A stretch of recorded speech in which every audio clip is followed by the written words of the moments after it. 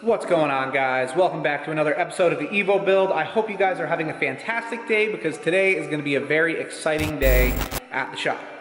So basically we are down to the point now with this car where all we really need to do is change the fluids in it, and then once we get our intercooler piping and everything back, we can put that on. But today our main plan is to change the oil. So if you've never changed your oil, make sure you stay tuned for that. That way you know how to do it in your Evo 8 or 9 when it comes time to do that. And then we're just going to put the front of this back together so it looks all buttoned up. So yeah, that's basically what we're going to do today, guys. I'm obviously really excited. We're really close to the point where I can take all my paperwork to DMV, put some gas in this thing, and then take you guys on the first ride. But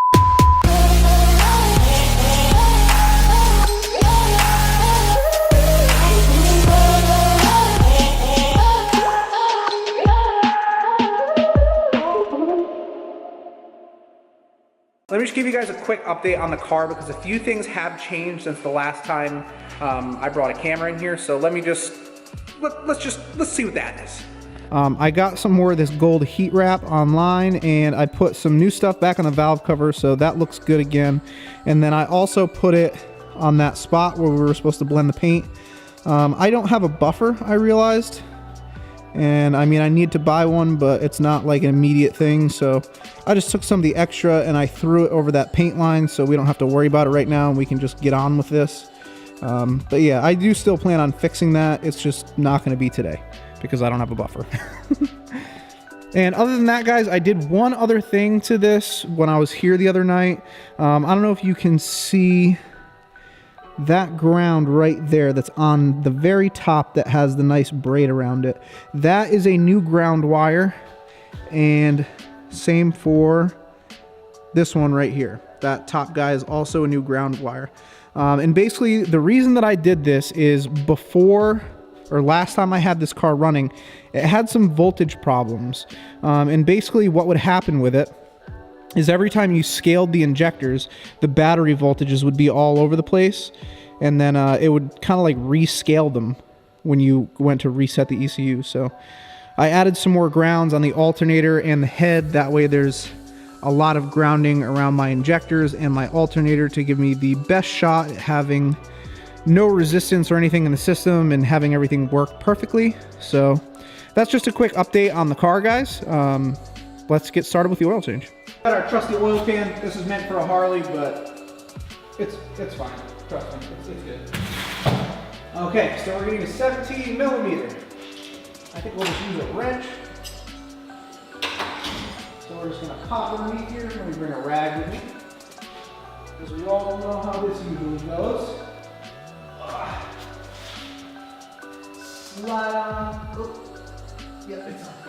Slide underneath the car. It is a 17. Crank her loose. Okay. Now I know you guys can't see me, but if you're doing this, a good technique to use with the oil drain plug is to keep pressure on it, pushing towards the oil pan. That way you can feel the thread skip as you're backing it out, so you know that it's totally unthreaded, and then you can swiftly pull your hand away and hopefully not get soaked in oil. So let's see what happens here. 1, 2, 3. Nice. Oh, that oil is beautiful. Oh, that's such a relief. Cool. Alright, guys, so it's draining right now. We're going to let that go for a bit. And then we'll be on to the next step. Alright, guys, our oil drain plug is off. As you can see, the old filter's still on there. I haven't taken that off quite yet. I'm gonna let this drain a little bit longer before I bother. And then, yeah, we'll take that oil filter off, let that spill out for a while, and we're gonna let this kind of drain for a bit because the car is not warm, and we wanna try to get as much of that oil out of there as we possibly can.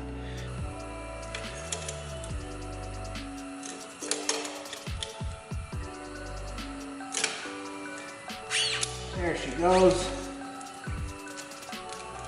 The old gal did not want to come off.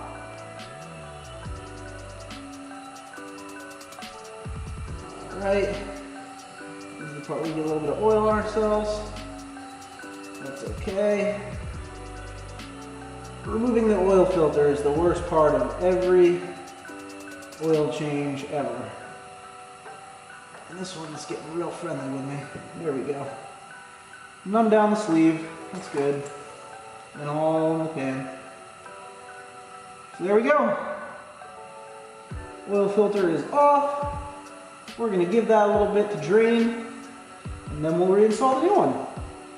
Something else that you're gonna wanna do before you even start your oil change is write down the information on it about the oil change. This car, for example, it's got 106,635 miles on it. I'm doing the oil change on 1/29/18 and my initials. That way, next time me or anybody else is underneath this car, they know when the last time the oil was changed, so on and so forth. With a project car like this, because I'm probably never gonna sell it and there's probably never gonna be anybody else underneath it, this isn't really all that important, but it's just a good habit to get into. So, getting our new oil filter ready for our oil change. And what I did is I just clamped that bottom nut thing into some vice grips, and I'm gonna keep putting oil on the top of this. It's gonna take a few times, like over the course of a few minutes, to get all the oil to soak through the filter and saturate through the filter. And I wanna get this as full as I possibly can before I reinstall it in the car. And fortunately for us, this oil filter is vertically facing, so this is perfect. I'm not gonna have to like turn this sideways or anything and spill the oil out. So I can fill this as high as I possibly can with oil before I put it on. The only thing that I should warn you about is you don't want to put oil above the threads here, because when you go to spin it on, it'll spray, which is super annoying. You don't want to do that. So just get the oil in there, get it most of the way up to the top. Make sure you get some oil around the ring, that way it doesn't seize on there, and you're good to put it on. While we're waiting for the rest of that oil to drain, I have a question to ask you if you actually watch this channel.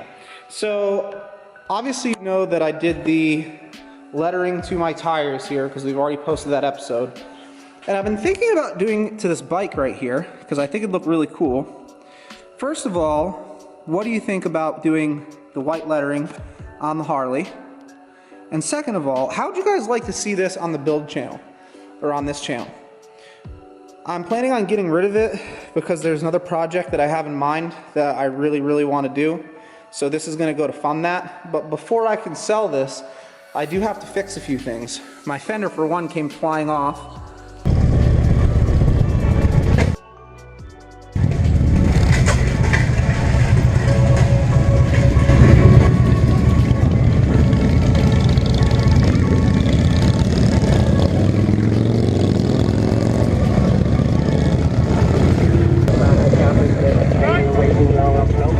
Lost the fender, sir.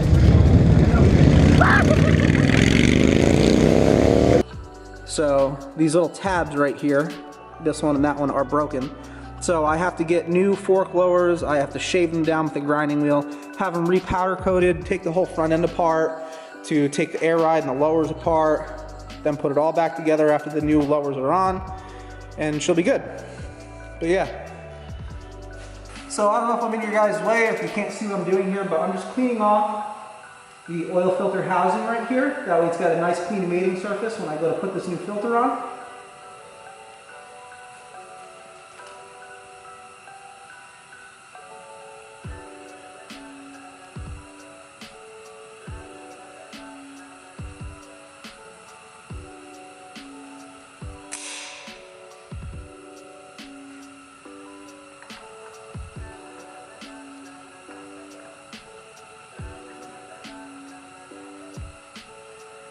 Again, guys, turn slow when you're putting it back on so you don't get that oil that you just poured into the filter itself all over the place. And then when you tighten it down, I don't use tools. I just get it as tight as I can with my hands. The filter has a little bit of like an oil film on it, so you can't get a great grip, which you would think would be bad, but you don't want to over tighten these, because when you go to take it off next time, it'll be an absolute bear. So tighten it as much as you can with your bare hands, and that should be suffice. That should be sufficient. Okay, she's on there. So our oil is pretty much done draining here, or at least as much as it's gonna get today. I got my new crush washer on here. I'm just gonna reach in there, tighten her up, and then tighten her down with my wrench.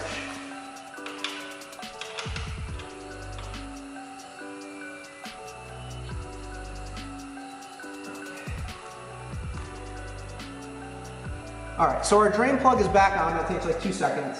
Normally I would suggest that you guys torque this, or actually let me correct myself. I'm not going to torque this because I never usually do. If you do, I want to say it's like 45 inch-pounds for the drain plug, but don't quote me on that. Make sure you look it up, that way you don't have oil all over the road because I suggested something dumb. So yeah. Let's give her a quick tighten. When she's hand tight, I'm just going to give her about a quarter of a turn, 90 degrees or so. Okay, and she's nice and tight. Just clean up our area here, make sure there's no oil anywhere, and we can start putting oil back in the car now. Well, we're back on top of the car now, and this is the last step. Unless your car runs, then you need to warm it up, check your oil level. But for the Evo 8, these cars take nearly exactly 5 quarts of oil. So I'm going to put in 5 quarts, and then when I get it running, obviously I'll start it for a few minutes and then check the oil. But 5 quarts should be perfect. So let's go ahead and dump our oil in there. Again, guys, it's cold in here, and this is super thick oil, which is the reason behind using this funnel, because I can just drop it in there and I can just leave it there, and it will drain into the motor at a very, very slow pace. This part might take a minute. This is because I'm using 20W50 oil, which is very thick.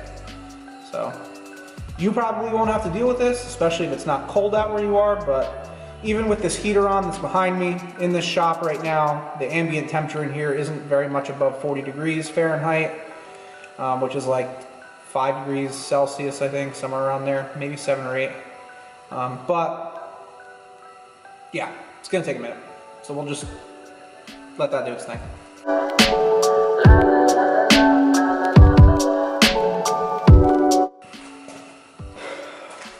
Well, on the subject of suggesting really terrible ideas, I don't know if you guys just saw me in the background, but I just set up 2 boxes and put my oil in front of the space heater to try to thin it out a little bit.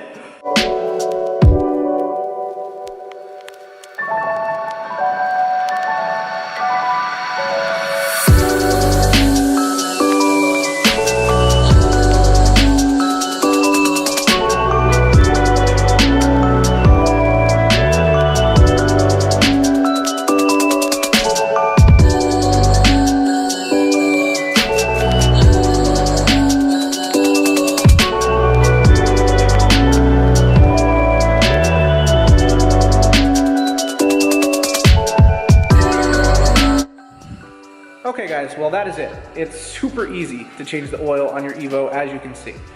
You just drain the oil out, replace the filter, make sure the filter's got oil in it, fill it up with oil, and you're good to go. If you've never changed oil before, which I'm assuming if you're watching this video, you're probably in a car, you've probably changed oil before. But if you never have, those couple little things that I did are things that you're gonna wanna keep on doing when you change oil, like writing your information on the oil filter, filling the oil filter with oil, putting a little bit of oil on the gasket of the oil filter, replacing your crush ring. Like, those are all really basic things that you wanna do every time you change your oil. That way, for some reason, if you're not the next person to work on this car, the next person knows exactly what happened, when it happened, at what mileage, and who did it.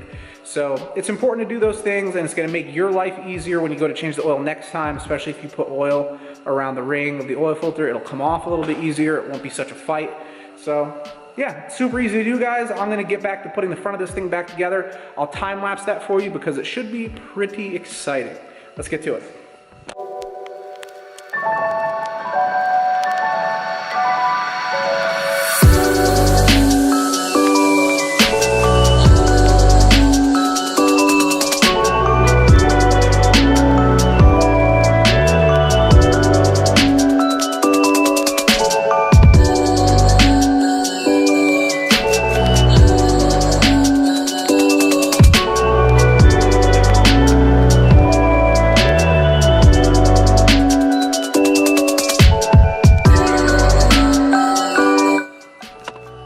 Guys, would you just look at it? Oh, it looks good. You handsome little devil. All right, so we got the intercooler back on. That was no problem. It's just three nuts on these little studs here. No intercooler piping yet. Still waiting on that, as you guys know. Radiator is back in the car. AN fittings are hooked back up. Electrical for the radiators hooked back up. Headlights are in their final position and finally wired back up. We have these arrow catch hood pins for these little, you've seen them, not the backside probably, but the arrow catch hood pins are trimmed up so they're not sticking out way down there anymore, which is awesome because they were looking really ugly. And yeah, things are looking up. Starting to get finished here. So guys, now that I'm actually thinking about it, our next episode here is going to be when we get the parts back from powder coating. So the next video will be me putting the brake calipers back on, reassembling them, bleeding the brakes, and then we got to put gas in it, bleed the fuel line, get all the old nasty 93 pump out of there that's been sitting in there for years now. We don't want that to go through our injectors, and maybe even a startup. That would be ideal. I'd love that. And we got to go to, Best Buy and grab ourselves a laptop, a really cheap netbook to tune this thing with. So I'm really excited for that, guys. This thing is really coming along. I'm super excited because this is about to finally work again, and I'm going to get to drive it, and you guys will get to see it. Maybe you can go for rides in it if you actually know me. It's going to be awesome. I can't wait. So yeah, if you like this video, make sure you throw it a thumbs up. If you're into what we're doing here with this car or the Skyline or maybe the Harley, remember to drop that comment down below. Let me know if you guys want to see the Harley on this channel, because I'm not against working on it. I plan on selling it to fund a different project for this channel. But again, I need to fix it before I sell it. So if you want to see it, let me know. Otherwise, I'll just fix it in the corner over there by myself with some music on. And yeah, oh yeah, make sure you hit that bell too. That way you guys know every time I upload something so you stay in the know. Everybody always wants to be in the know. And now you know. See you next time.